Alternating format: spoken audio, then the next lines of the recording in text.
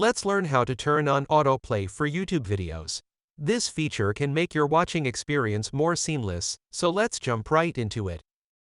First things first, grab your mobile device and open up the YouTube app on your mobile device.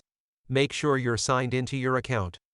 And then, open any video of your choice. Tap the viewing area of the video to bring up additional controls. Now, what you need to do is to tap the autoplay toggle switch to turn the feature on or off. Keep in mind that when autoplay is on, the next video in line will automatically start playing after the current one finishes. It's a great way to keep the content flowing seamlessly. And there you have it.